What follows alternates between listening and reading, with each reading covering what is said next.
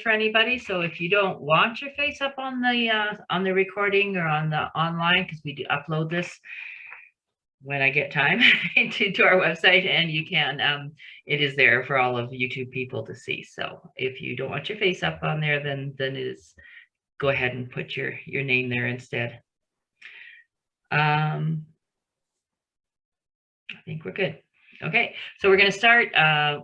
Chris has got 3 different field trip type shows, and the first one is out to the Bayou Ranch, which was kind of an informal field trip, and there was only Chris and Sigrid there, from what I understand. Actually, there was 3 of us, but only 2 participated in the show. So it's pretty well being there with Sigrid and I.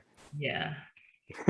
So I think I've turned on the thing that you can share your screen, Chris, and see if we can do one thing without a hitch. We will see. Know this. You probably know me. Is it better when you're playing the video if we all turn our cameras off? Would that be better for the bandwidth or no? I don't know. I don't think so. Okay.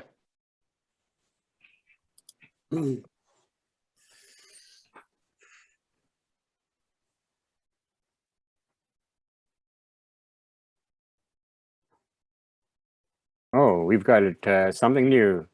Preferences. I rebuilt this computer. Things aren't going smoothly. Yeah, that sounds like a Mac thing. Yeah, security and privacy. Oh, that's okay. We got a few people coming in just now, so.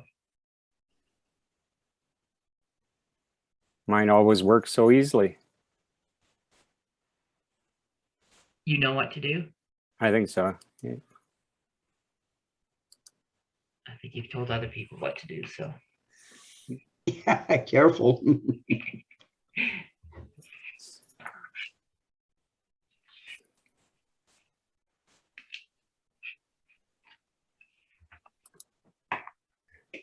Yeah, I've actually got a Mac Mini with the Apple M1 chip, and I had to reinstall Zoom.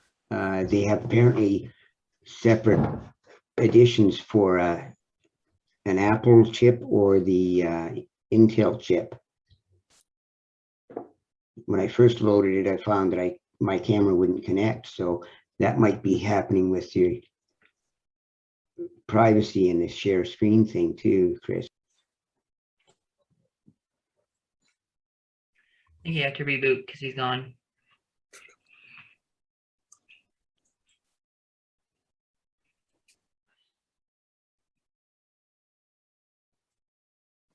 Watching all of us on 3D.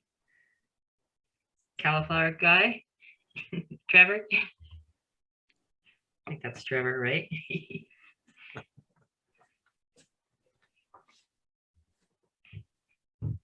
Oops. Gotta let Chris back in.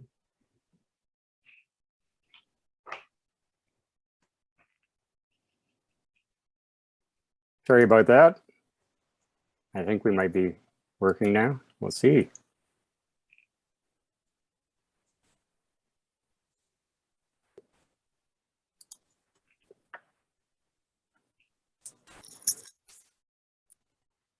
And everything is shut down. Let's see, you're still on the screen. Yeah.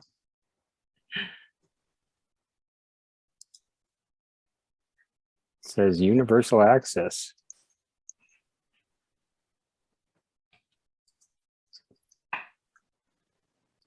Just when I thought it was working.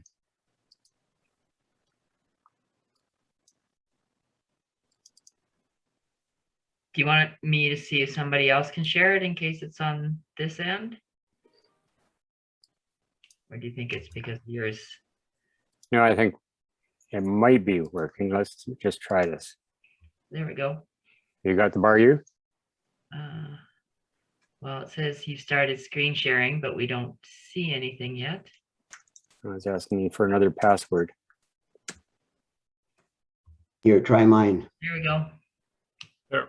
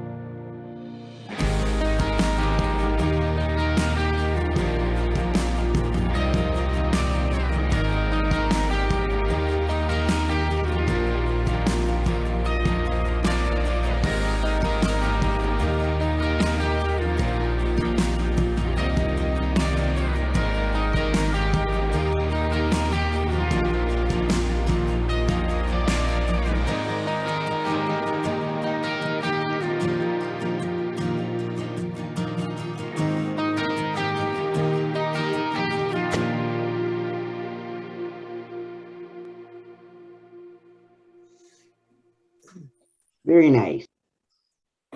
Yeah, those were great harvesting shots, both of you. I really wish I'd come along now since I'm doing a story that I could have really used shots like that. Good very, stuff. very early harvest. Yeah. Amazing work. Great job. I tried to get out there, but it just didn't match up. Had a lot of events happening that night.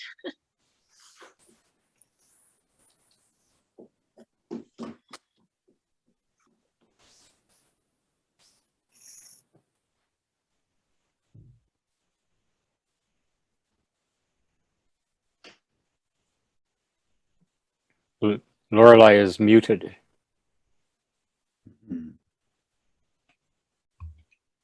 Yeah, she's back. Sorry, now I'm back. Thank you guys. Sorry, sorry I did that. I shut that off while the shows are playing. Sometimes it's nice to shut it off just to make sure that we're not sending any funny noises out when the shows are on. So thank you, Chris, for putting that together, and thank both of you too for going to that field trip, because those are really, really pretty pictures. So we are going to have the theme right now first. And John, you are going to take that over, I believe. And we'll see how this goes.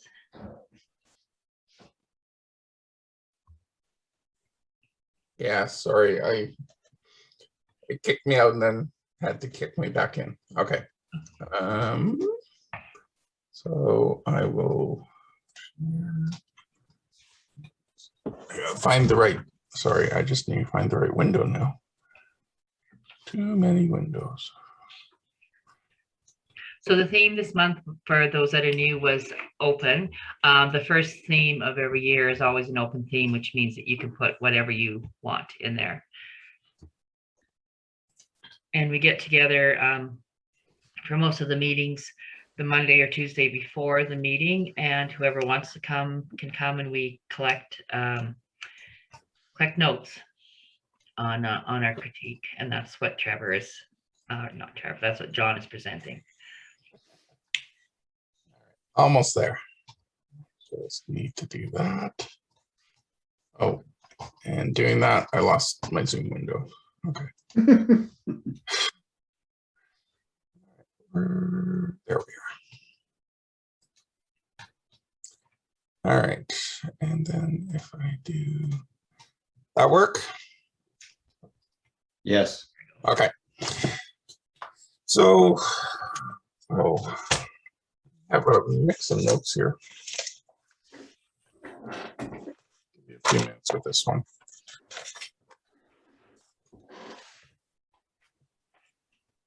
So this was called Trio of Shadows. So we really liked the nice sharp text on the equipment and the really good sense of storytelling here. We thought it had a really nice mood to it, really good light. And this is a good alternative shot of sort of the classic band shot. We thought this was a nice alternative. The only comment, we thought it was maybe the top quarter was somewhat distracting. Maybe it could have been toned down. It's kind of hard because of the angle it was shot at and where it was shot. We recognize that. I thought it was we were pretty impressed with the photo. And I should say that some people found it distracting, but it also led to a sense of place. Oh, that's right. So it was a little bit toss up as to whether it should be there or shouldn't be there, but we thought if it was kept in, leave it in, but maybe tone it down a little bit. So that way you still get the storytelling. Right.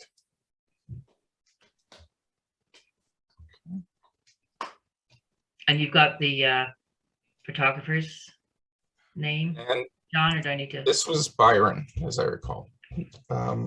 Yeah, I might not have all of them down here. So you'll just have to hit the info on the side if you're Right. sure.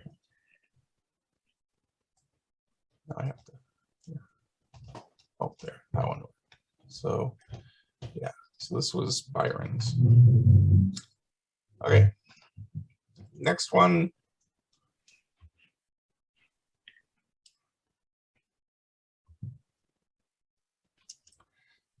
This was called Playing the Odds. Some things we liked about it is gave you a sense of being part of a group. And we felt that the contrast of textures in the hair and the balloon there was a nice contrast between those. Noticing that the head shapes mirror the balloons. There's also this sense of how it looks like the oldest child is protecting the younger ones, like you might find at a fair. Really nice, good depth of field, good color. Thought the use of a square format was really a good choice here.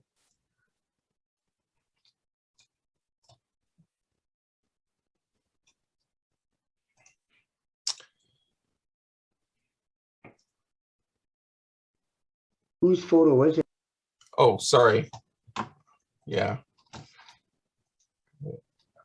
So this was right, Trevor Miller's.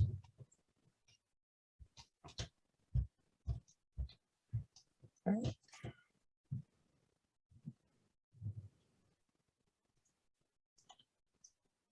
So this one's called Land of Dinosaurs. We felt that this had very nice tones. The whites were not overblown or blown out. They had nice textures, good textures in the foreground. The ridge line is nice and it moves you back and forth. The nice tones is probably the result of an HDR, multiple exposure HDR. But we quite liked it again. And this one is Gord Ayres.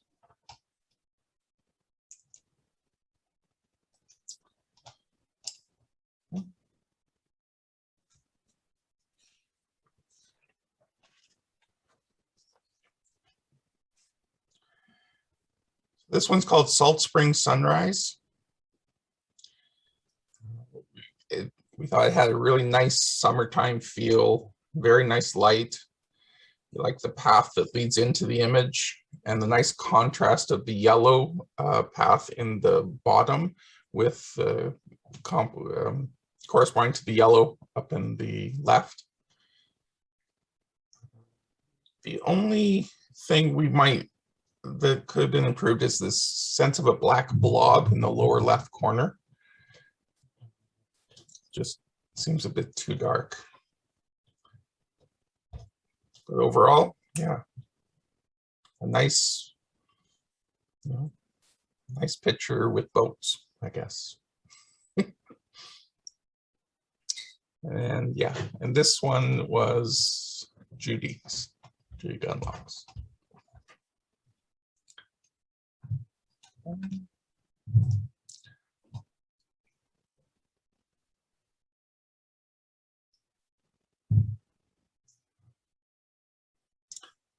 So this one's called Visitors. We like the nice catch lights in the eyes. It really brings you into those deer.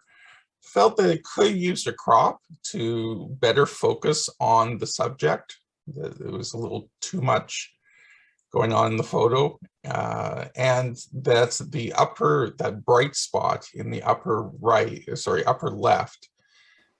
It's a bit too hot, but what's interesting, or what we thought was interesting, was the white, because it's on a white fence, it doesn't actually distract as much as it might have.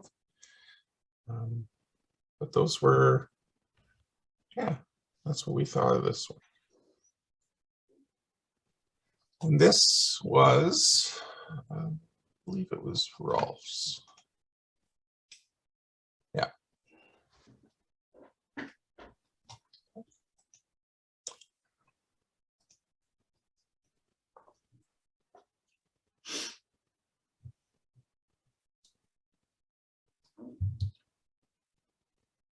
So this one is called Peonies, as I recall.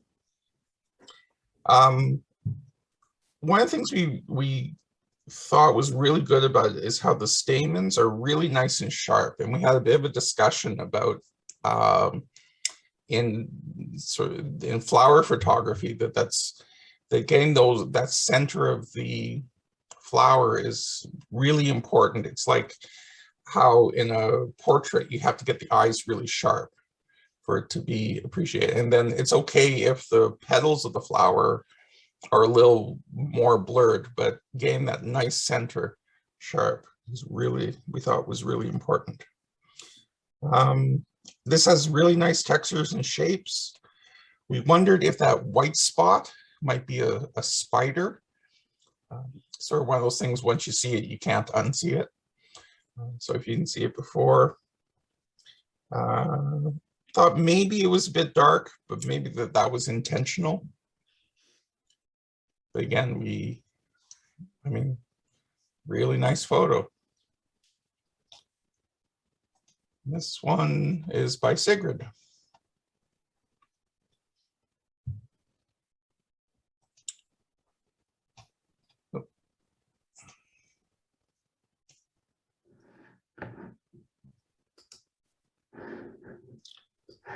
Okay, I'm just going to call this one running. That's not actually what it's called, but I can't pronounce the mountain range. So things we liked about this, that the person is running towards the photographer instead of away. So it kind of, you feel like it's more inclusive as opposed to, I guess, if they're running out of the photo. Really good depth of field. You can see lots of detail of the valley. One of the things we noted is the figure doesn't actually get lost, even though this is a pretty wide open area.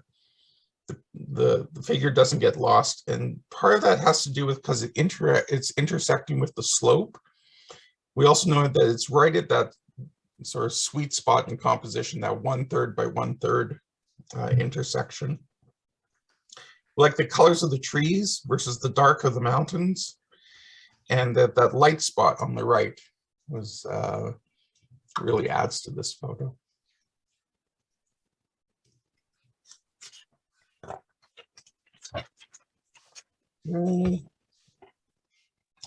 And this was Ralph's. Oops, hit the wrong button.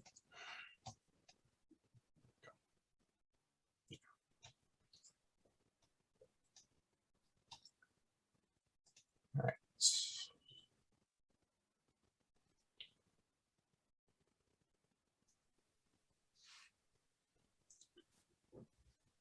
So this one's called Coal Mine Silhouette, and we thought it had fantastic sky color that is wonderfully sharp. When you look at those branches of the trees, you can see just the real detail of them. The train bridge, I guess, depending on if you look close enough or the monitor you're on, you might not be able to see it from my monitor, but you can kind of see the train bridge in there. It adds kind of a nice subtle texture into the dark of the bottom. Some of the ways we thought this could be improved is the horizon could have been straightened. We also felt like it need to have a wider view because to be more balanced, or maybe crop off the water tower, which feels like it's falling out of the photo. And then if you did that, it would give more of a minimalist effect to the photo. So those were our suggestions. Again, wonderful, nice sunset colors. Thank you.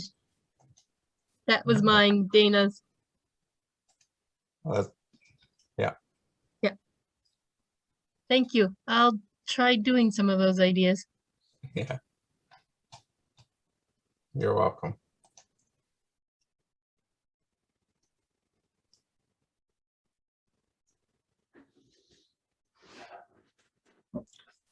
So this one's called Harvest Light. Things we liked about it were the leading lines. There's this nice white line that draws you right into that photo. We thought maybe it was because of those particular stalks had been driven on, maybe by irrigation wheels. The sky colors are really nice. It has this nice muted late evening glow to it. The only suggestion we had for is maybe making the combine brighter so you see more details of it. but we recognize that's hard to do because you're shooting into the light. But yeah, a nice fall photo. This was by George Clayton.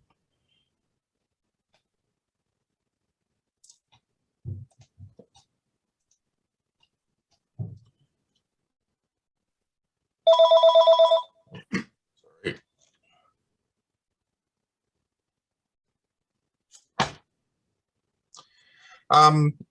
So this one's called Turtle Mountain Valley. And we found that, yeah, it had a really nice concept. It's a very beautiful view. We felt like it's overly contrasty. We were knowing in some of the details that it seemed to have been shot with a high ISO for the time of day it was shot at. So maybe this led to an overexposure. Maybe it was that, because this is a panorama, maybe there was different exposures between the component photos, so that when they were combined, you kind of ended up with something's overblown. Maybe this would have been better as a black and white because of that. One of the things we know is possibly the photographer was trying to darken up the sky, because if you look at the trees, there's kind of this almost an uneven line where it kind of darkens. But yeah, certainly a really nice view of Turtle Mountain. This one was by Kathleen.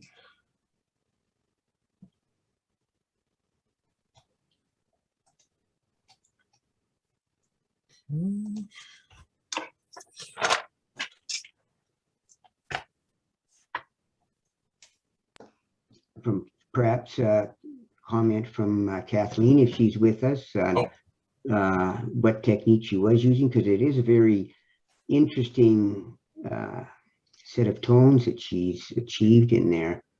Oh, okay. So, I was just going to type this out, but anyway, I will tell you. So actually this was my little Panasonic Lumix camera. My husband and I had to go up there we've got like a side-by-side razor thing.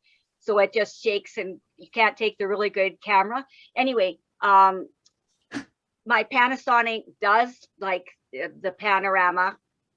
You go across, you don't have to put it together. But I used what was called impressive art or impressive scenery or something like that.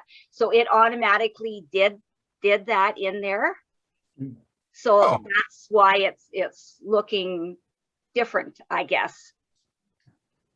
Okay. But yeah, it might be interesting to see what it would look like as a black and white. All right. Well, thank you, Kathleen. Yeah, well, you're welcome.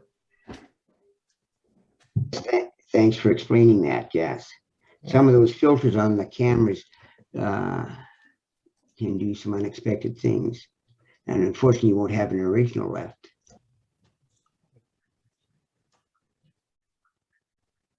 So this one's called Waterton Sunset. We thought this was a really nice example of a time lapse. You can see this with the soft clouds and the soft water at the surface of the lake. We liked that the horizon line was broken up by the triangular wedges of the mountains. It was noted that normally these photos tend to have the valley right in the middle. And we liked that it was offset here and that you saw with the rocks on the right-hand side.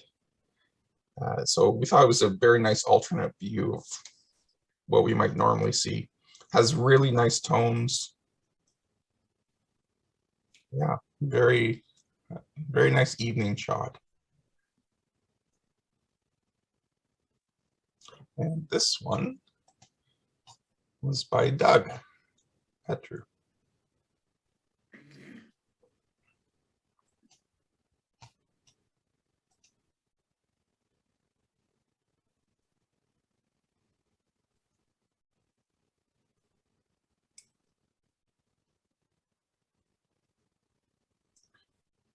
Okay. This may be a case where I can't read my own handwriting, but I think it's called Premier Lake meteor shower or Promise Lake meteor shower. I'm not quite sure. But things we thought were fun in this is the streaks. We were wondering if maybe the really bright one might have been the International Space Station. The stars are very nice and sharp. We know that this is definitely a very wide angle shot, and you can tell that because of the trees on the left of how they're leaning. This has very nice colors at the horizon. The layers of the mountains adds a nice texture to it, to those dark areas, and having the boats in the middle and centered really grounds the photo. You can definitely tell it's a longer exposure because of the streaks. We think that's why you see the streaks in the water in the bottom. Again, very impressive night shot. And I think given the number of nights where we had hazy, smoky skies, I think the photographer was really fortunate to get out there. So this was taken by Chris Oates. Oh, and it's called Premier Lake. Okay, like I said, I couldn't quite read my handwriting on that. All right, now we have the last one. Oh, not the last one, sorry. I got one more page.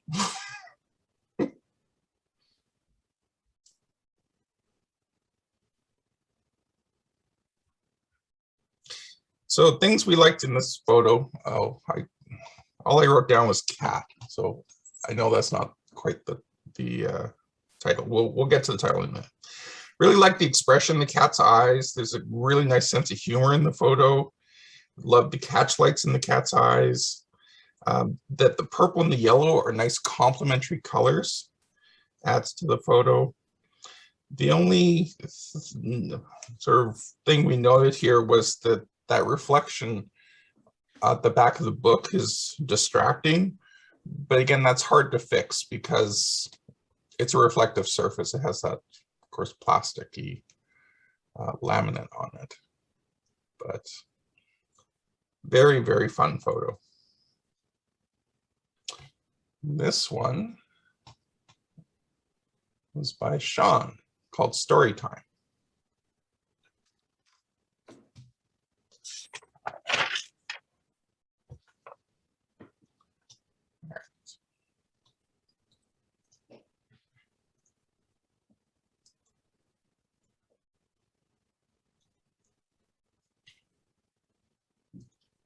So this one's called Abandoned. We thought there was a lot to this photo. Things like, we like how the trees are leaning towards the building, that there's really, the exposure is really nice with the white snow is really well done. The nice balance between the building and the tree, the sharp edges of the tree versus the soft curves of the tree, sorry, the sharpness of the building contrasted with the curves of the tree. We liked how you could see through the building to the horizon at the back. It gives it a nice depth of field, depth to the photo. The trees do feel important and that they're not busy. The only, yeah, we noted that there is some fringing around the roof, but other than that, we thought it was a really nice photo.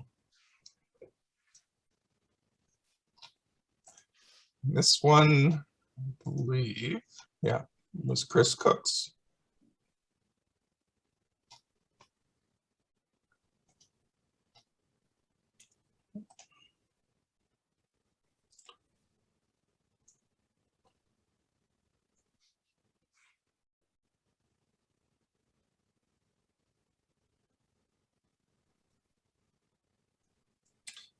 So this one's called Electric Tales, and we really like the details of the lines in the photo. We thought those were were really awesome. And it has some nice colors. The blues and pinks are really nice. We did feel that it could use more punch. So maybe boosting the whites, that was a suggestion we had that might kind of brighten it up. Or alternatively, maybe cropping the bottom off. So it's a nice, sort of, you have a really narrow strip of black at the bottom. Those were two suggestions that we had.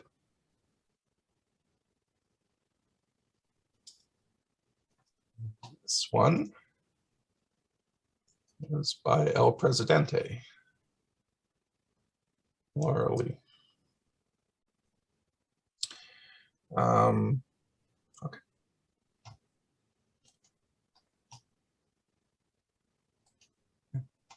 And this is the final photo.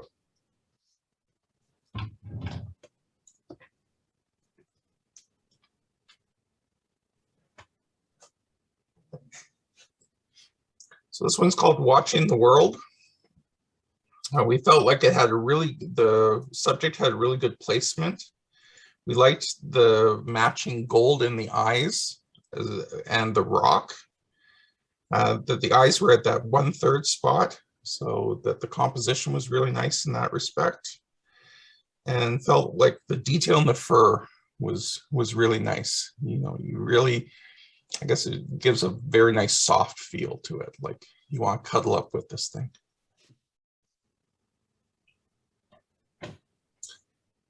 And this one was actually taken by myself. That was our final one. I just want to ask, Wayne had said, and I believe it was on George's image, that you said great use of flash. Yes, I get great use of flash. Sorry, which one was George's? The green... harvest one. Oh, the harvest one. Sorry, not that one. It was, yeah, That's the one. So did I say flash? no, I not did. you, not you. Oh, Wayne said it. oh, it Wayne what said you it. Sorry, about? because I don't have the chat ups because it's showing, I think, the whole screen. That's okay. I'm just questioning Wayne. Is it one that you were talking about? This is the one, yes. And when I first saw it, it looked like there was some flash with that on the row that is bent over there. But then as I look further down, it still stays as light as that. That's right. Yeah. I don't think his flash reached that far. No, yeah. Otherwise you would have lit up the combine like we wanted. But Yeah. Yeah. Thanks for clarifying that, Lorelei. Quite right. Okay. But actually, I did write a note in there if we should explain that old rule of third compositions that was mentioned a few times for the sake of our, what is it, 2 new members we have? Or are they familiar with the term? Yeah, so the rule of thirds, the Switch to idea. snow leopard picture. Okay. Yeah, I think it came up a couple of times, but we can use that as the example. So the idea being, okay, let's see if I can explain this well. The idea being that the sort of key spots in a photo, if you were to take the photo, divide into thirds, both horizontally and vertically, where those lines intersect is where you want to put your subject. That's going to give you a nice balanced photo. So if we use this as an example, you can see that the leopard is, side to side, that its body is in that sort of 1/3 to the left. And if you look at from top to bottom, its body actually goes along the line of if you move your mouse, I think you can see it, right? So can you just kind of... Sorry. I said, if you move your mouse and kind of show us where the line... Oh, okay. I wasn't sure if you could see my mouse. Okay. So do you, okay, so if you can see my mouse, so this being the 1/3 line to the left, and then, well, roughly, it's not exact, and then another one here, and then I was just talking about how at the bottom third, you can kind of see the body of it. And so the idea being where those two intersect, being this area right here is where the primary subject is. And your top third line, like your top going the horizontal. Right, yeah, and then the top third would be about where the subject's eyes are too. Which is perfect. Yeah, Yeah. usually you want your eyes on that top third. There's also some talk about what it means to a photo, as in if they're at the top left like that, it's a strong, it portrays a strong image of, you know, in this case, him or whatever. And if you want something to appear more subdued or quiet or whatever, you would put your subject in the bottom right-hand corner. I say that with a little bit of whatever, because if you go back to Ralph's image, which is where we talked about it before too, she's in the bottom right corner, and I don't know whether we would consider that, you know, subdued. So, but she is at that interesting, you know, intersecting point there, which makes it, I don't think she's subdued in this picture, but it's a good spot for her to be in because she's at one of those intersecting lines. This one actually, I think, shows it a little bit better because of the positioning. It is a little more dynamic because she's just a bit off the 1/3 there. What I was trying to do with my iPhone here was to show if you are editing a picture on a phone, it will actually show you where those 1/3 intersections are. But I can't get this to show here for some reason. There you go. Put it in front of you. There you go. But yes, if it's because you have a blurry background, Wayne. Oh, I think you can see it there. Yeah, that's yeah. Anyway, I don't know if our two new people have cell phone, or I don't know if it's on all cell phones. I've been using the iPhone for so long, but a lot of editing programs will also put those crosshairs on for you, or you can remove them, but it's quite handy that way. Could I add, now that we're on this picture, just a thing I noticed, Ralph, because I really like this picture, and I really like the balance between the person and that there's no peak above that person, and then diagonal to her, there's a peak on the other side. I just think it would be a little bit stronger if you showed the end of that peak.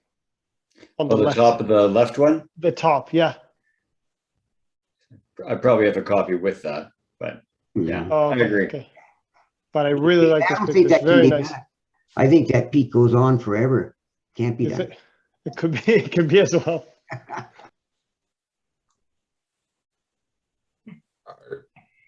Anybody else have any questions or comments? Do you want me to go back to any other photos?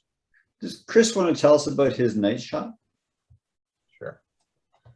It was at Premier Lake, and it was during the meteor shower.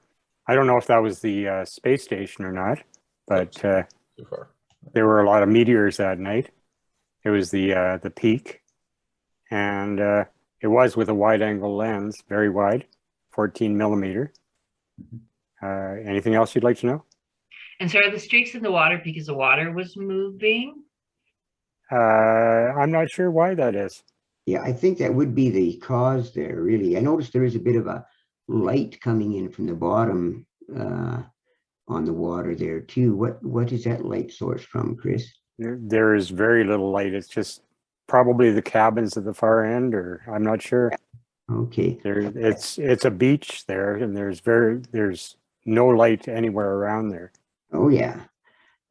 Again, perhaps for the benefit of our new members here, there's a number of members in the club here that do some spectacular night photography, and the meteor shower that Chris is talking about, I think is what it's called, a Perseid. Perseid, yeah. Yes. So look forward, if you'd like to get into that type of thing. There's a lot of events astrology wise, astronomy wise, that some people can share some information with you on. There's some astrology too. Mhm. What are your settings, Chris? I'm not sure. This was probably 15, 20 seconds. Actually, it's on the 15 or left. 20 The information seconds. on the left. Yeah. Just read on the left. Sorry about that. So he's got Did you 20 use Stereo Landscape Stacker for this one, Chris? No, I didn't know. 20 seconds, it says. 20 seconds. It's before you taught me how to do it with George. That's what I told him the other day. I said this was taken in August, so it was before he got together with George. Because we were trying to determine what how dark it was, or what time of day you were taking, what time of night you were taking it at. It was a pretty clear night. There seems to be a hint of aurora in the distance, Mm-hmm. and it was probably around midnight. Yeah, it was just before midnight. It says 23:43. That's not aurora, that's just air glow. Is it? Yeah. And Premier Lake is north of Wassa, which is north of Cranbrook, and it's a very dark spot.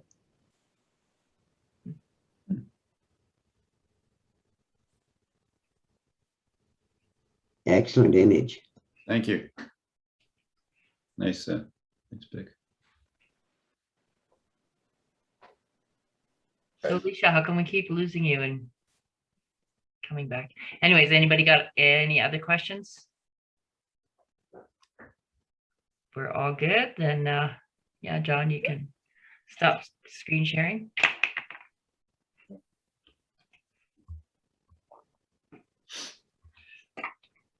Okay, I've been kind of up in the air, so I don't know how good I'm going to do this this segment. So we decided that we would do a little talk on the Brennizer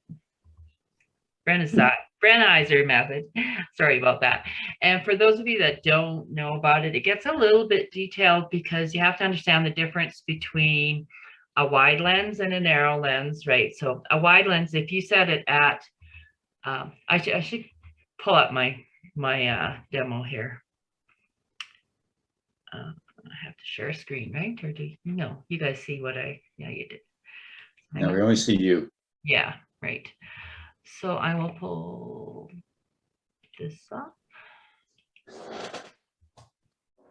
And you guys can see that, right? Yes. Yeah. So the Brennizer method, and I will see what it says. It's a technique that allows you to achieve the appearance of a really wide lens with a ridiculously impossible shallow depth of field by taking a bunch of photos and then stitching them together. So if you're to take this photo with a wide angle lens always has more in focus than a telephoto lens. So if you were to take this exact photo at say 2.8, and if with a wide angle lens, there would be more in focus than if you were to take this photo with a 100 millimeter at 2.8. It's just the way the lenses work.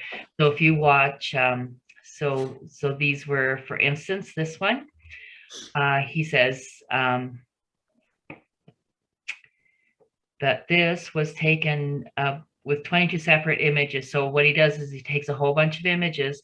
You'll focus on the bride and groom or the couple or whatever your main subject is. And that's what you focus on. And say if you're using so you're taking this with a telephoto lens, so you might have it at 200 at 2.8. Or if you have a lot of his were shot with an 85 1.4. Where did he say? Yeah. There he is, 85 1.4. So it's a really shallow depth of field. And then once you've focused on them and taken that picture, then you just set the manual focus so that it doesn't keep readjusting, and then take all of these pictures so that all of that blurriness is at 1.4. And then when it's stitched together, it comes across as something like this. But if you were to take it with, he says this one, the resulting depth of field is equivalent to using a 32 millimeter lens at f/0.5. So you get that really cool look. If you were to take it with a 32 lens at 1.4, if there was one, there would be a lot more in focus. So they call this, you call it up here, I think so. And is there- What did I say? Boca Panorama is a lot of what they call it too. Ryan Brenizer was just the guy who really started using it a lot for wedding photography. So then they started calling it that, but it's not really here. So this is what happens when you stitch something together, and it usually comes up with some missing parts, and then you crop it however you want to. So I was going to go out and do some shots, but I didn't. So then again, here you get a really dreamy look because of all the stuff that's out of focus. If you just took this with the 85 in one shot, you would probably only get, you know, like a very narrow picture. But because he would take this picture, and then he would take several. And some of them were taken at quite a few images, and sometimes he just took 6 images and then stitched them together.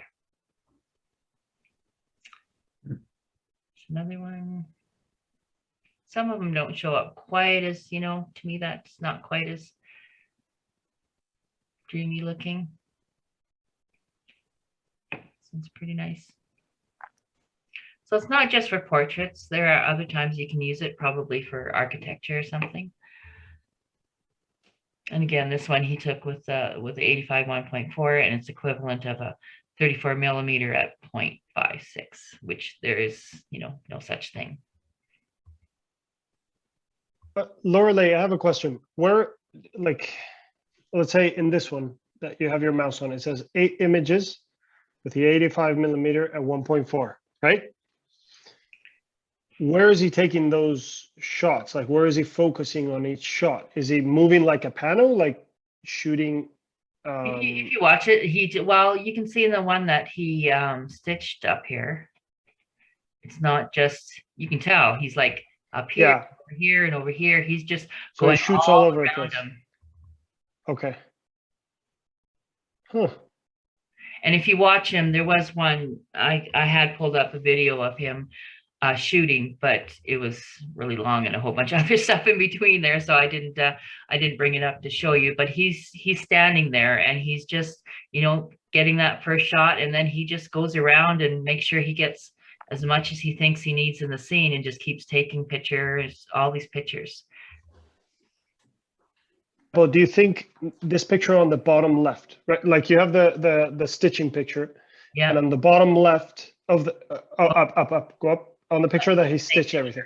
On the bottom left, you can clearly see there's a picture there, right? Like you think he's focusing on them and just keeps that side, or he? The way you do it is you take the first picture of the couple, and you lock the focus on them, and then you take all the other shots and stitch them together, so the focus never changes. Oh, okay, I got it. And what he's done there is, again, just angle the camera aside so we can get a wider shot, again, as Lorelei explained. Much like doing a panorama merge with some overlap. And that's exactly what he's after. In effect, this would be a close-up panorama. Close-up panorama, yeah. Yeah. Yeah, so he stands in one spot and then just moves the camera and all around. Once again, like you said, you take a picture and you focus on your couple, and then you set your manual focus to that so that doesn't change. And then it's at the 1.4 all around. And you set all your settings to manual. Right. I'm curious, I'm not sure how he's decided what the virtual f-stop would be, but yeah, I was wondering about that. It says up here, according to Brian Brenizer, apparently made some kind of a, where is it? I think even if we click on equivalent, just hang on a second. There's probably somewhere in the internet that tells you how to calculate it, right? There's There's a website that calculator right here. So I think I can click and see if we can see it. But there's Can you see that, or do you look, do I Yeah. lose you? Yeah. Yeah, Yep. I can see that. So Yeah, there's some kind that's of kind of calculator that handy. they have figured this out with. Marvelous. Oh, I didn't know you could do that. Cool. Very cool. So, I think that's all. Yeah, that's all I want to shout. It's all quick screen sharing, but we've got Chris and Bronny who both did some things. So we'll let Chris do it first, because when we were talking at our executive meeting, we had thought, oh, because we were all a little bit not too sure about it all, but we thought maybe you should use a well, I'll let Chris talk about it. So he tried it, what we were going to talk about, and it didn't work, and he's going to let you know why it doesn't. A slider. We were going to use a slider, but decided that didn't work. So can you see my finder? Yeah. And you can still see it there? Okay. So I tried it with a slider and took multiple pictures. Is it still, is it just, it looks like it's not big enough. Stretch it out. Still not. Mhm. Yeah, it's filling the screen each time you click on them. Yeah, it's cut off. Okay, so I took a bunch of pictures with a slider and then tried to stitch them together, and it wouldn't stitch. It said the frames don't match. And the reason is you look at this picture and then you look at the next picture and the perspective changes on the head. Right. Yeah. So you can see a different year, Right. and so it couldn't do it. So, but just a quick and dirty version of it, which you focus on the head and then go through the other pictures.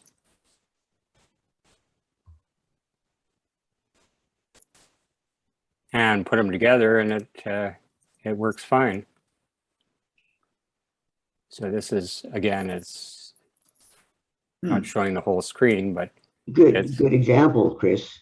it's this was shot with a 50 millimeter at 1.8.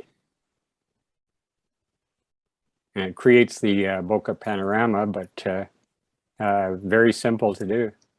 Mhm. So I'd the, like to see that with a 24 or something at wide lens. That's what I was going to go out and do. Shoot this. Okay, Shoot it with do the it. wide lens at the same aperture or whatever, and then so that we although everything would be in focus then. right. Yeah. That's why I wanted to, so that they could see the difference between just shooting Great. with the wide lens versus doing this panel. so the difference between your slider and your panel was the panel you rotated the camera as well?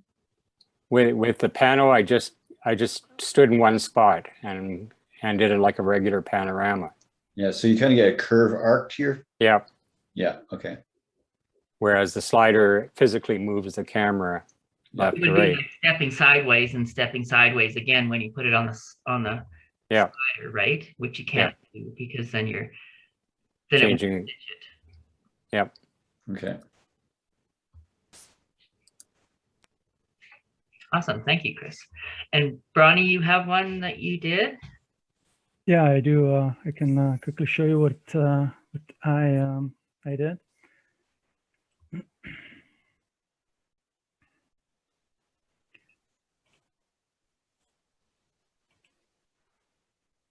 All right. So it's actually pretty cool exercise, and you can really make your photos stand out by using this method. So this is a shot I just took with my 35mm lens. And then I did the Brenizer, kind of compare it to what it's going to look like. So this is the reference photo. Then I took 48 photos, stitched them together.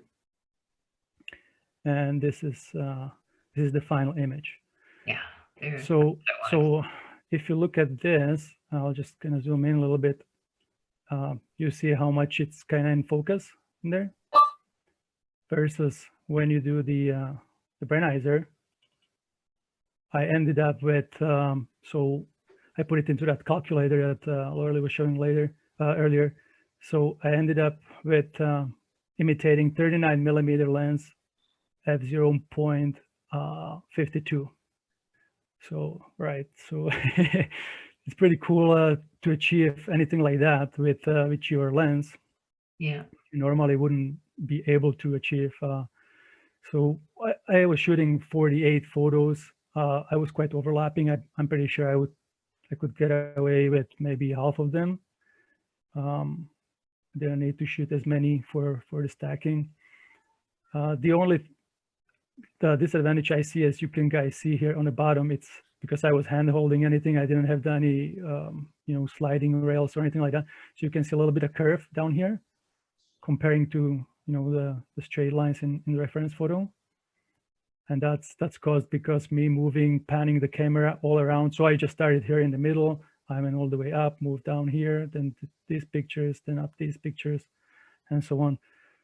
So disadvantage is the curvature on the bottom, but I think the result itself, I think it's pretty cool. You wouldn't be able to take a single shot with such a shallow depth of field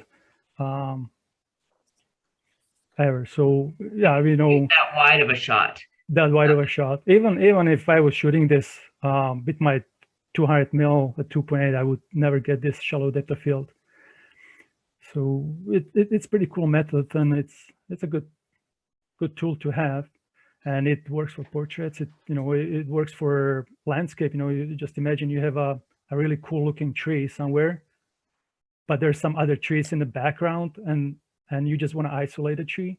I think this would be pretty good method to do, just to look on the tree and just shoot this panorama around it. And then you very nicely can isolate that main subject, the tree, you want from the background, just like I did in this case with the statue here. So when you merged the multiple images, was that done using like a panorama stitch or a focus stack? It was just let me move here, Lightroom. So this is my reference photo. Oops. This is my reference photo. I don't think we'll see it. Yeah, I think we lost it. Oh, sorry. Let me because you just shared the one screen. Yeah, that's right. So just a second. Let me just share the different one.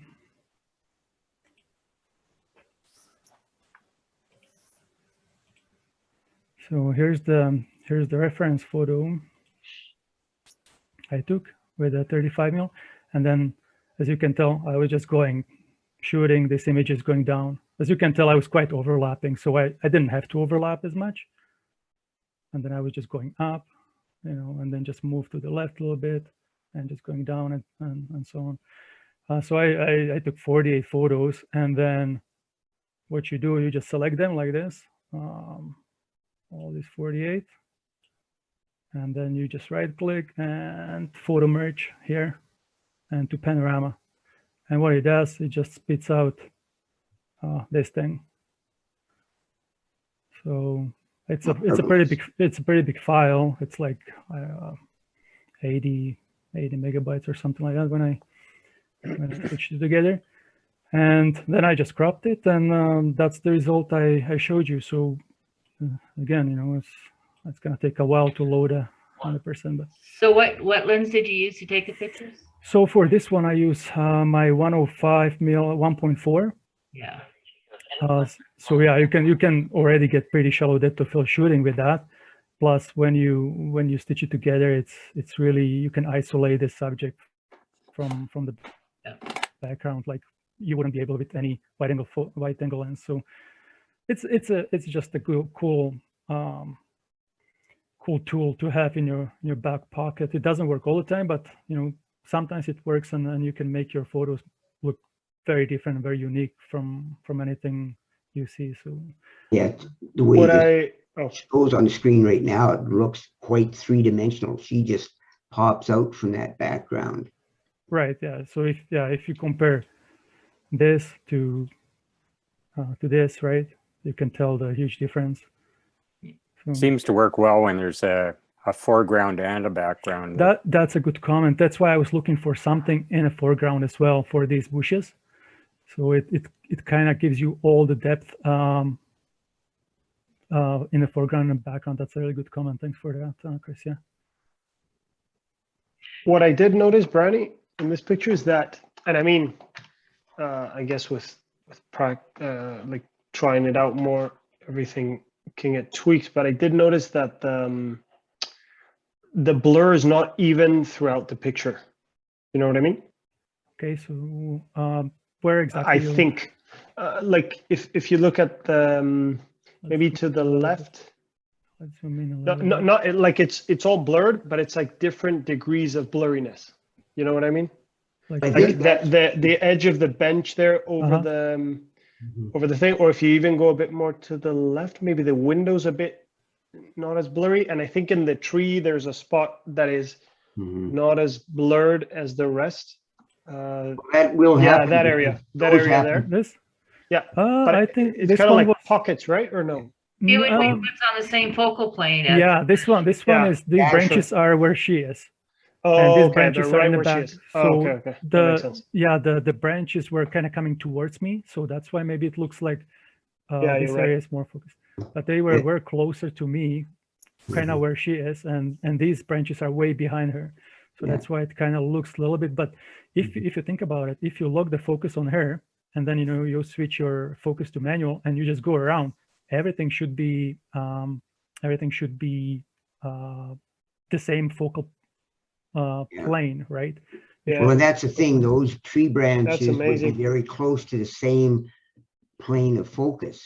Yeah, Same it That should as be. branch is that's accurate. So sticking out that's there. gonna happen anytime. I totally agree with you. It can kind of a little Super bit cool. puzzle you when you look at it, and Yeah, because yeah, yeah.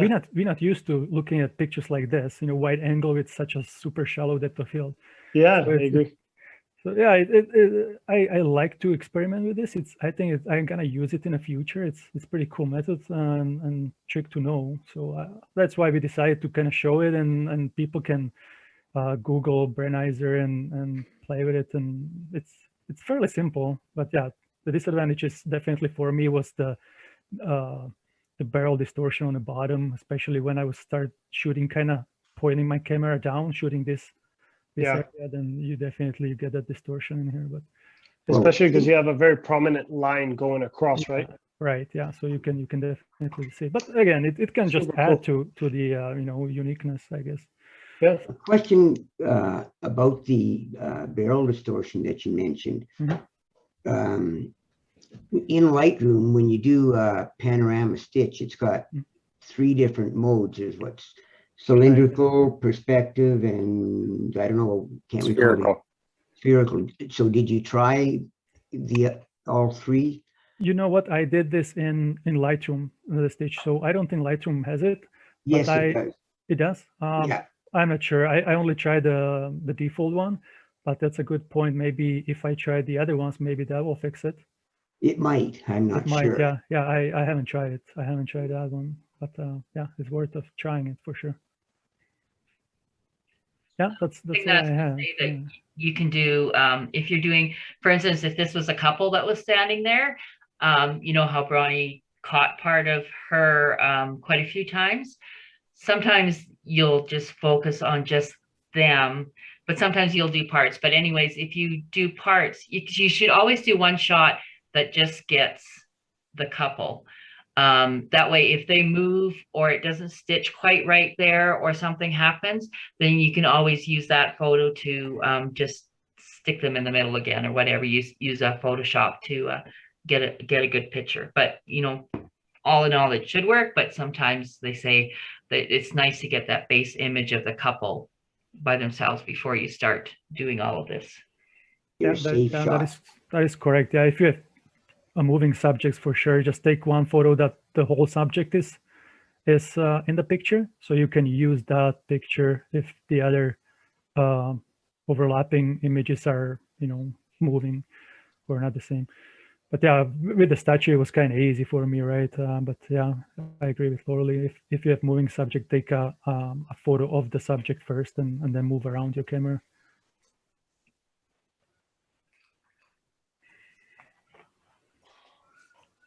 Okay, I think we better move on. If that's good, because we're gonna have a bean there segment first, I think, and then Maximo actually says, "Well, I want to do I can do the next segment on stitching and panos," and I thought, well, this would be a good time to do it because it kind of ties into what we were wanted to talk with. So, but we'll have a little break, and Chris is going to show another one of his shows. Okay.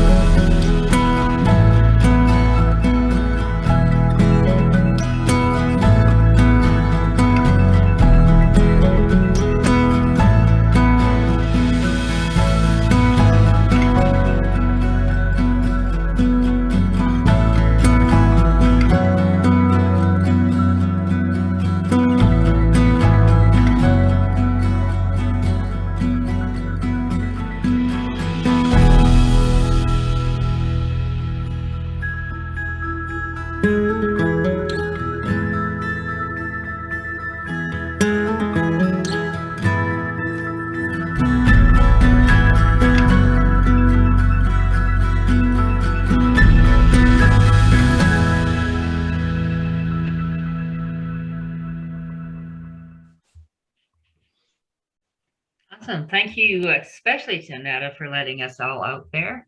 Are you still Maybe, on? maybe we should explain for the new people what field trips are. Yeah. Whoa. Oops, I lost you guys. Sorry. So field trips, I'll get you in a minute, Netta, sorry. Field trips, say right now, Sigrid, are you alone in creating the field trip, Sigrid? And so I'll take suggestions from members. Most of the time our executive, when we meet once a month, we'll kind of brainstorm the things we think people would like to do. And then I just kind of make the arrangements to set it up.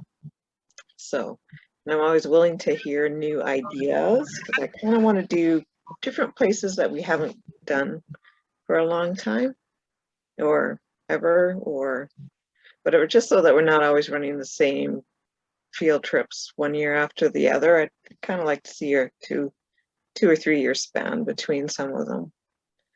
So, but yeah, and then we just meet as a group. If it's a far away place, we usually try to carpool. COVID seems to have kind of brought a bit of a damper on that. So, and Kendra, I think there is a list of previous field trips on the website. So, but, and then if we do local, then most people just drive and meet at places. And then we just usually have a time and then just whatever hours, kind of meet as a group and then we kind of go from there. And fun just go and photograph with people in places that you wouldn't travel by yourself, which is what I kind of enjoy. Because there's a lot of places I would have done, but I will never do it driving alone in case the car breaks down, or you know, it's just somewhere I'm not familiar with. I feel better, you know, the safety of crowds kind of idea. So, and it's a good way to get to meet people and just get better. Like I find that I learn a lot from other photographers on field trips. Also, someone else has been there, but you haven't. Yeah. They often know, you know, the places to go to get the pictures there, if you know what I mean, or where the paths are, or where the hikes are, or whatever like that. Whereas if you go out on your own, often you, at least I do, I get there and I don't know where to go to get pictures. So it helps to have a group for that. Yeah, exactly. Mhm. And sometimes in normal times, we have done indoor field trips, which are kind of like workshops where we'll go indoors and not necessarily photograph what's there, but we will set up an indoor kind of field trip and do light painting or something like that. But that's kind of out of the question for now. So now, Annetta, do you want to talk about your flower farm and? Just a sec here. Oh, okay. I'm in my greenhouse because I still have to make bouquets tonight. So, yeah, it's I have two. Pardon me. I have two plots that are. One is 50 by 50. It's not all used, and the other one is 70 by 70. And I grow in 4-foot beds that are 167 feet long, and the other one are 50 feet long, and it's very intensely planted. And you scoot down the aisles because there's only 1.5 feet, because every square foot is plants, because that's where the money's in, not in the pathway. So it's now it's a jungle, like you can hardly pass through it all. And but yeah, I'm very thankful for those that did come out, and you did an amazing job. Thank you very much, and thanks for the nice show, Chris. So if anyone has questions, I don't mind to answer. And once again, thank you, Annetta, for letting us all, or make it out there again. But for everybody that went out there and having them over there, that was really wonderful of you to do. So now I think we're on to Max. Thank you. That segment. So Sure. Okay, I think this will actually go well with the presentation you guys just did. Maybe for a bit more of the starting people in the club. It'll give them an idea how to make a panorama, how to take a picture, how to shoot a panorama as well. Also, it's not only I call them panoramas, but it's basically stitching pictures however you want. So This will help you know how to do it in Lightroom as well. Know how to do what Brandon was showing, for example, in Lightroom. So the idea of doing this is because many times I would hike with my wife and we would go to really cool places like this one. And I would take a picture, and the mountains are way bigger and take up a lot more of your field of view than what a single picture takes. So I was just frustrated sometimes that I would come back and I would not capture the entire scene. So I started shooting multiple shots and stitching them together. So this is a picture at 24 millimeters and one single picture. And this is the same picture at, or a similar picture at 24 millimeters, but I took 5 pictures and stitched them all together. And essentially you get a much bigger view of what the area looks like and a much bigger sense of where I was, and I can transmit that. And if I zoom into this, it's the same size and distance I was from the subject than from the previous picture. And that's what you can achieve by stitching pictures together. So what I'll talk about is the benefits of stitching these pictures together. And then I'll go over with an example of a picture of how to take that picture and the mistakes I've made. And then I'll move into Lightroom and show you guys the steps to stitch them together, which is essentially, it's very simple method. So why would you want to shoot a panorama or stitch pictures together? What are the advantages of doing this? And first, you can just capture much more of an area into a picture. It doesn't have to be a landscape like I'm doing. You can be in the middle of the city or doing street photography, and it's just you might just take 2 pictures because you just want to fit that, you know, extra meter into a picture. And even if you go the widest you want to go, it just doesn't fit. Sometimes you can replace a wide angle lens, or when a wide angle lens isn't enough. I mean, I don't think you can fully replace the view that a wide angle lens gives you, or maybe you can with the technique they just showed. But sometimes you don't have a wide angle lens and you want to fit a lot more into your view. So you can take multiple shots and stitch them all together. Or sometimes your wide angle lens just isn't wide enough. The other advantage this has is that it will, by stitching multiple pictures together, you're increasing the pixels. And essentially you end up with a much higher resolution picture. So you can print a really big print and it'll still be sharp.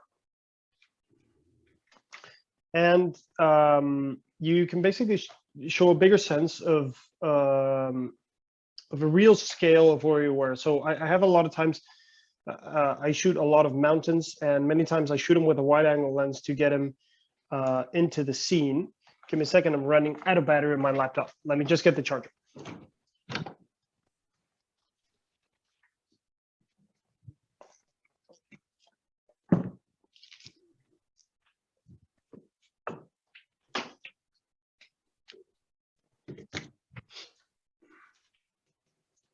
And there we go, we're good. And many times I would take the picture with the wide angle lens and the mountains will just look very small and not to scale of what I was shooting.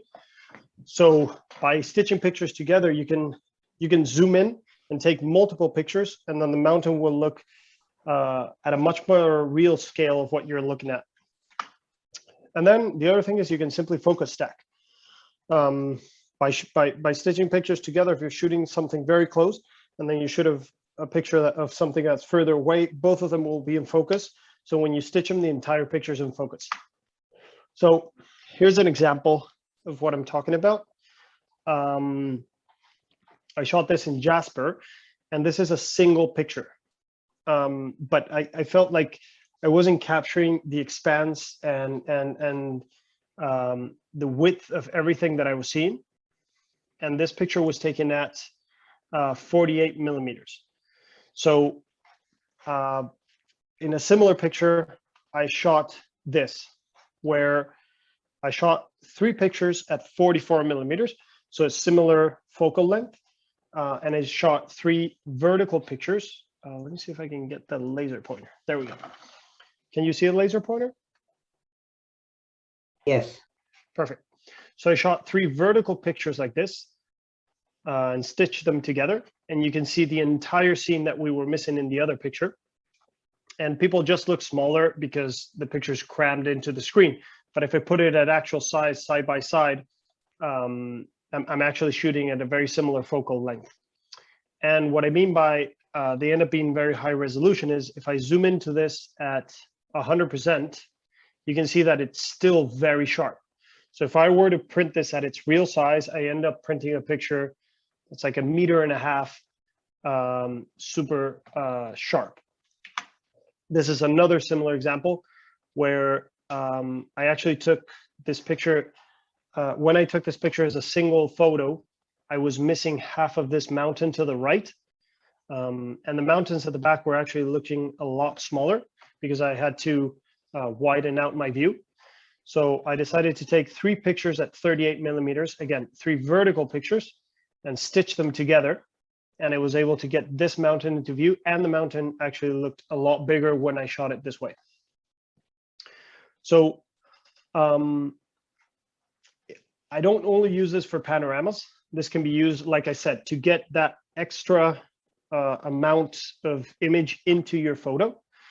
So I took this picture at, it's a picture of Mount Robson, and these are 2 pictures stitched together. So if I were to shoot the same picture horizontally, I was missing a lot of sky at the top. I didn't have any breathing room at the top or any breathing room at the bottom. And I wanted to show that little line, that little shoreline. So I went vertical.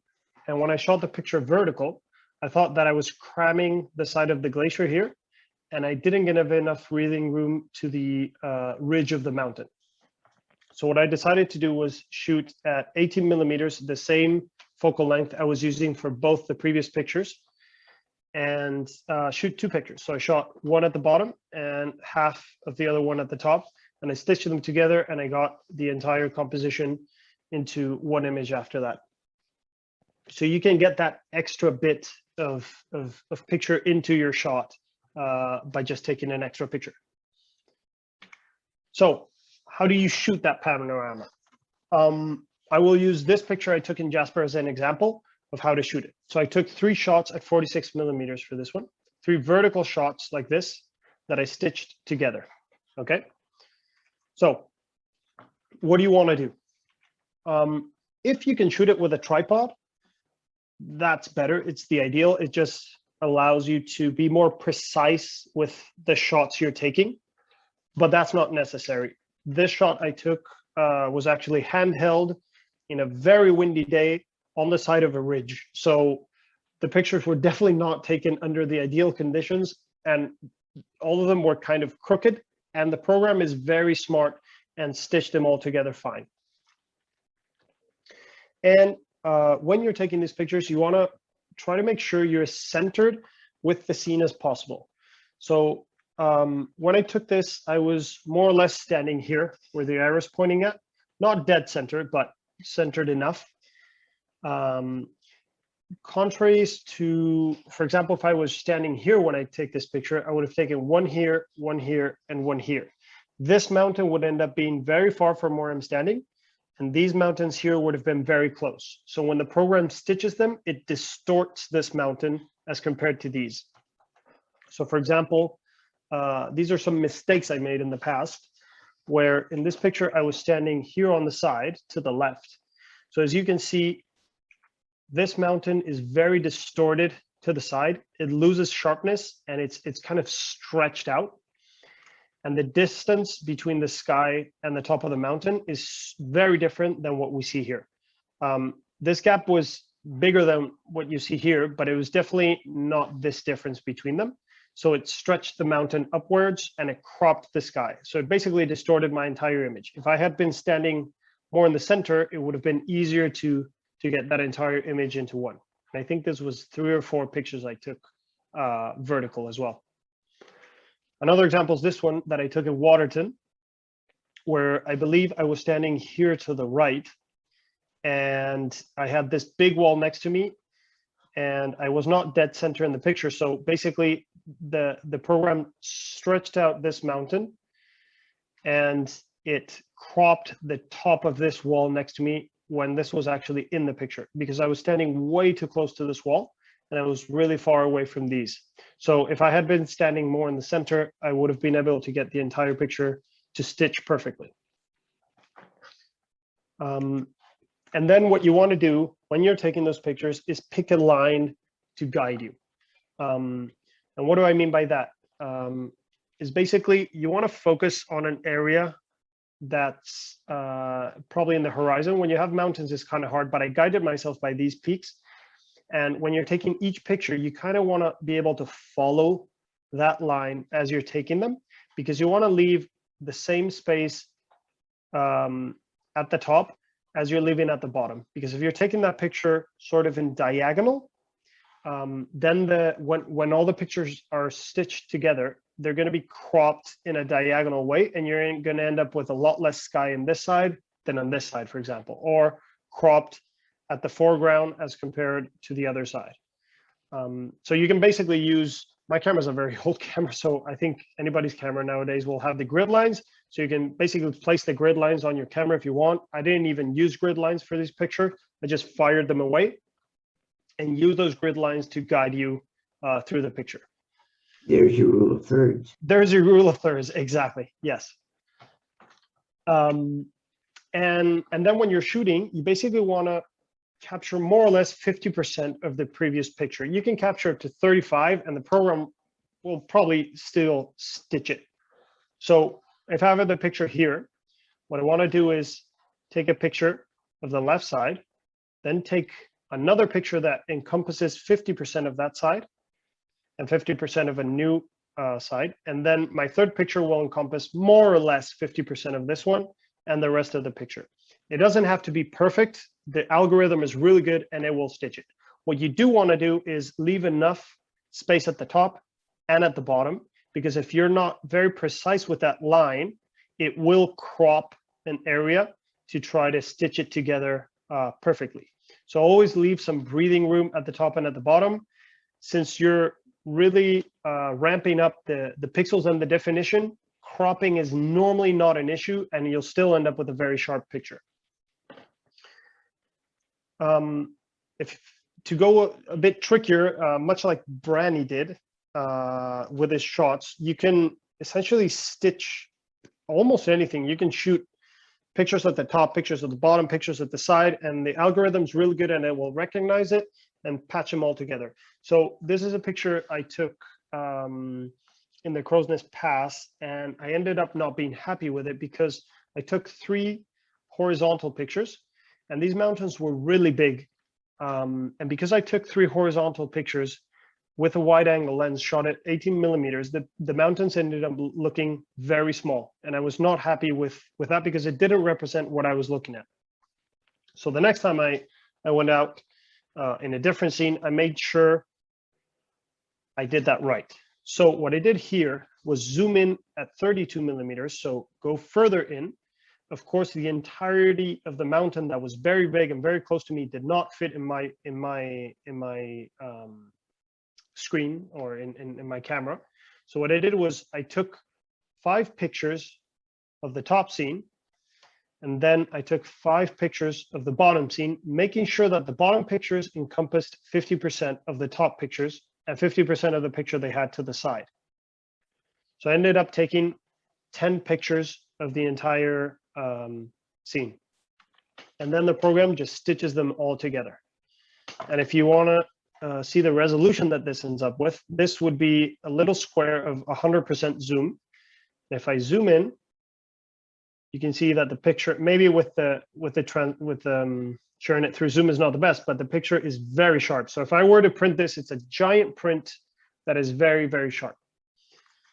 And another thing you want to consider when you're shooting panoramas, especially if you're outside, is exposure bracketing. So since you're shooting multiple pictures, each exposure of each picture is probably going to be different because you're shooting differently to the sun on each picture since you're moving around.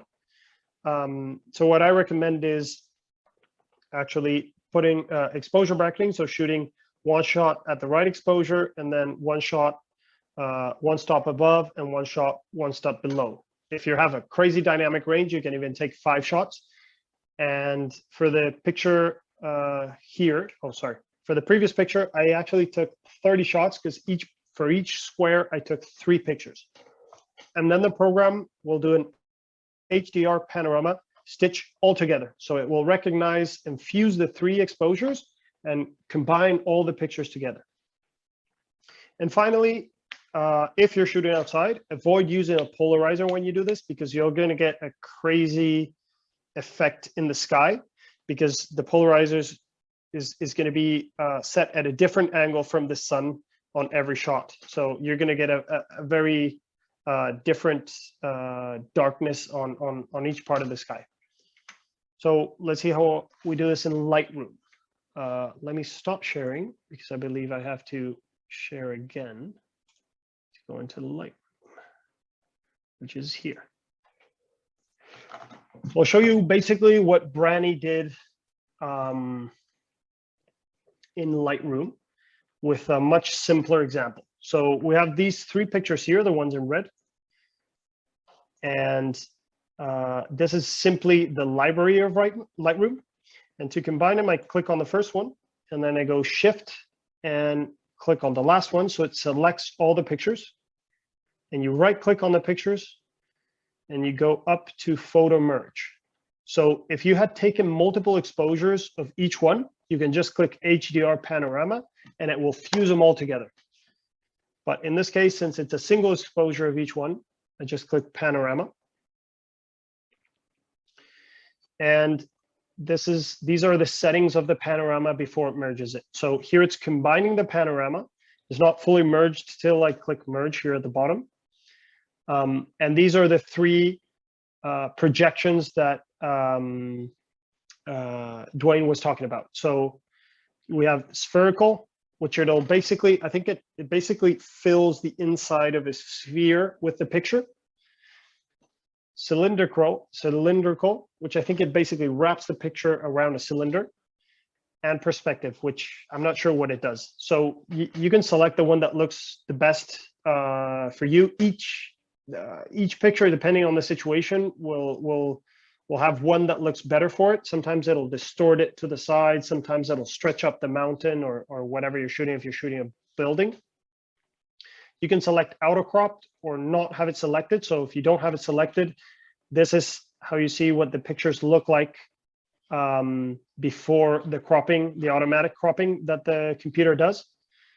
And this is why you want to leave some breathing room at the bottom and at the top of the pictures, because then it will crop here where they all match. So if I hit auto crop, it crops them there.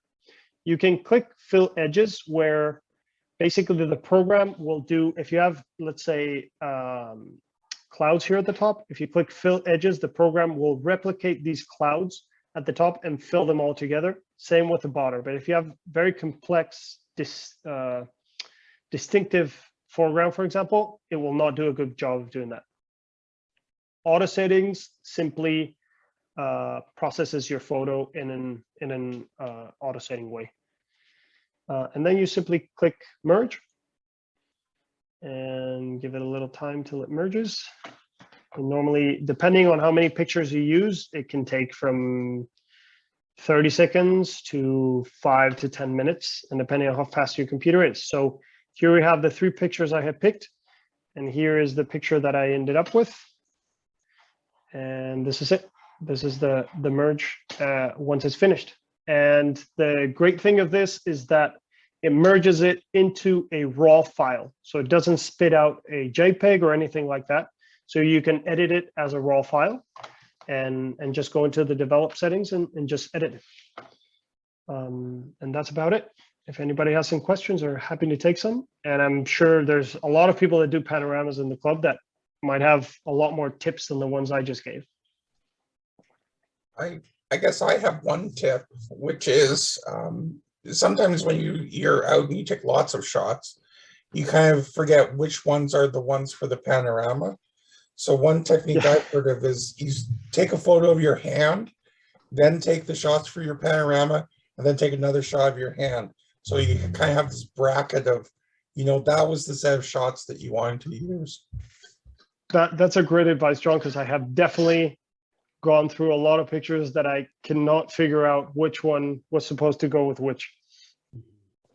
I wanted to very good say that point. that was an excellent presentation, Maximo. Thank you, Trevor. Really very good, and excellent images too. Wonderful Congratulations. images. Thank Very you. good. Yeah. One point, like that image you had with the water so still and calm, worked. Beautiful image. That's a tough one to get at Waterton, though. Your water really, if it's any kind of waves on it, that really creates a problem in the software trying to merge the images. Or if you've got some other action like people walking or whatever, you can try it. It's some interesting results, but water is really tough because you get the waves coming and it just doesn't know what to do. Like I'm thinking particularly an ocean beach scene or something like that. That's actually a great point, Wayne, because I forgot to mention that when you have people, you want to make sure you get the people in one shot.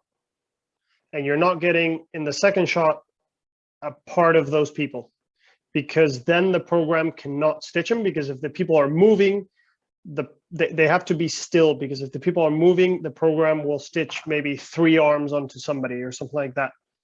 And same with anything that has movement, much like water. If you have a wave and you shoot that wave and then you shoot half of that wave again in the next picture, unless you're shooting a really fast picture, it'll create it'll just be distorted when it stitches them together, because it's not identical one to the other, right?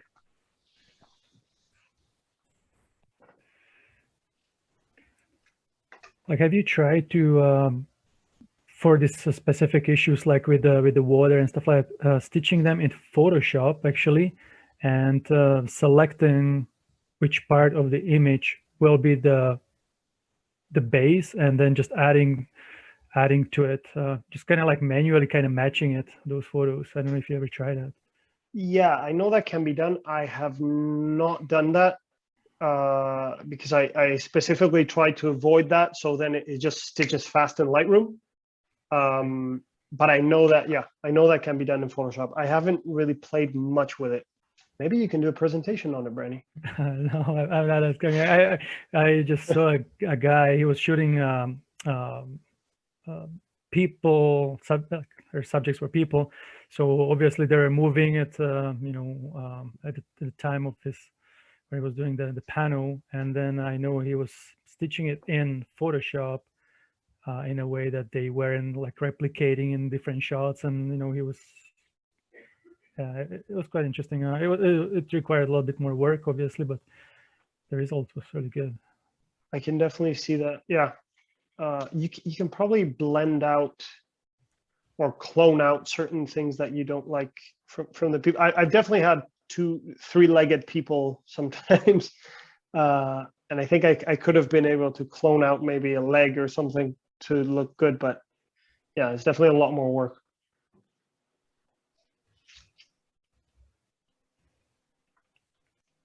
And the difference really between your panels that you were showing and what we were showing is that you're trying to get as much detail into a picture as you can, and we were trying to get as little detail into the picture as we could, but they're both panoramics, and just that's creating the 2 different looks. I thought Brandy's example was pretty cool because it was a crazy stitch, and basically every possible direction that you can shoot, he shot, and it still figures out a way to just patch it all together. Right. Right. Awesome. Any more questions for Maximo? If not, I think we're on to Chris and the last thing for the meeting, and we're pretty good on time. So this is our downtown field trip.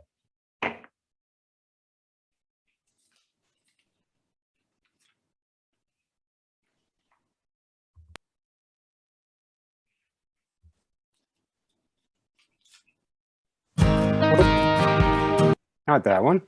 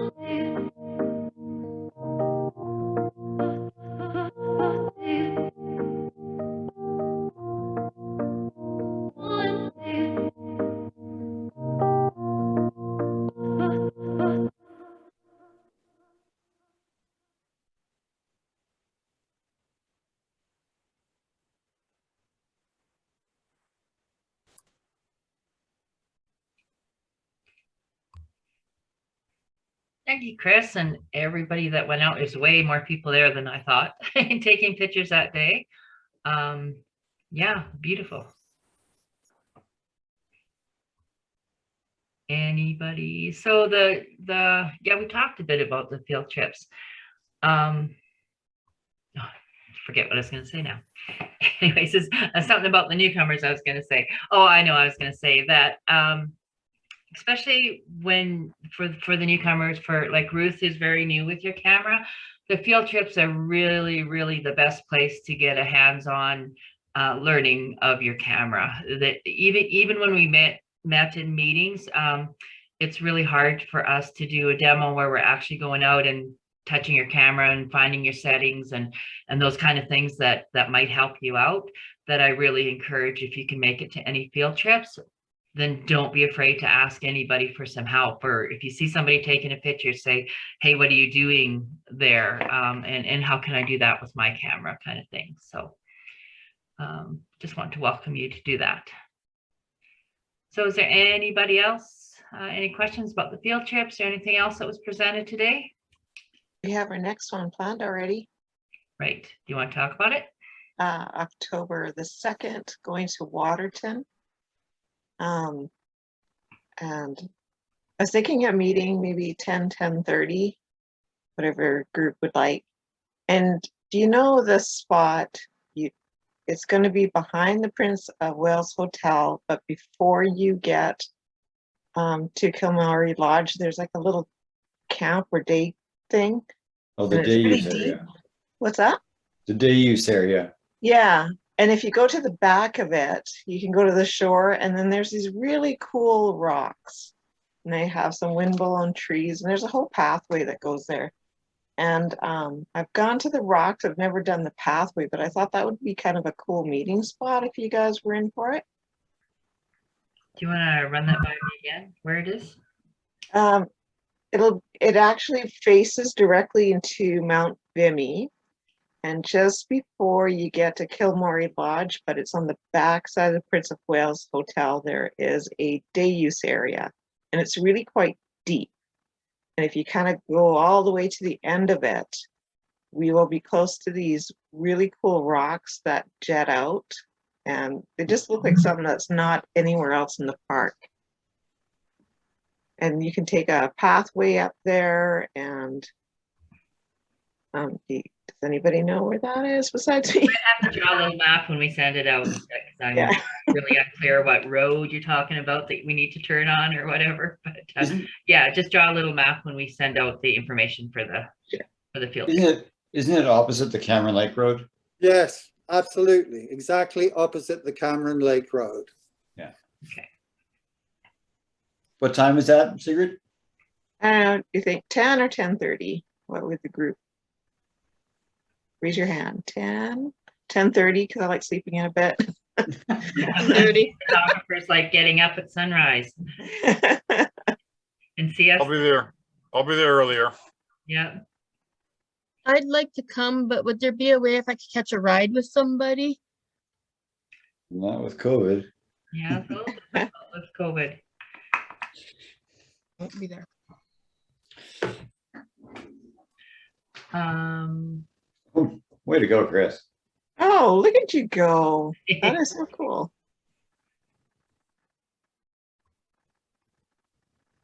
Okay, so your cursor is just to the left of the little jetted out.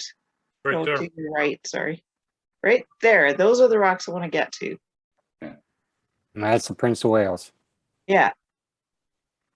And then see that little, it almost looks like a bit of a shadow or a little point coming out of the shoreline. Yeah, those are the cool rocks. And they're really neat. It's not like anything else around the park. And I've never gone past those rocks, but I noticed that there is a trail that goes a little bit further. So. Cool. Sounds like a plan. Okay. Awesome, and you're going on rain or shine? I don't know. So.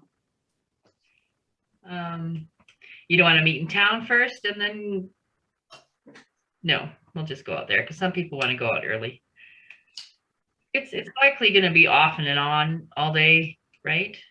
When it rains. And I never looked at the weather that far ahead. I thought it was supposed to be gorgeous for a Red Rock Coulee, so, and we see how well that turned out. Yeah. Okay, that sounds great for October 2nd. That's a Saturday, I'm assuming. Yes. Okay. Anybody else got any questions about anything? No, we're all good. No. I want to suggest that everybody wear a costume at the next meeting since it's, almost Halloween. And we want to fun into the meeting. So everybody show up with something on their head or something. Just in the top part of their body. Yeah, on the top part of their body. Other than that, can I talk to the executive quickly right after if everybody else wants to log off? I just have a question for the executive. But thank you everybody for coming and thank you everybody for all the hard work, Maximo and Chris and everybody. Ralph, we didn't show your show. Don't worry. We Don't leave do it next time. It's already after 9. Oh. Don't worry. It's always good to have one in the bag. Okay, sorry. Sorry about that. Scratch.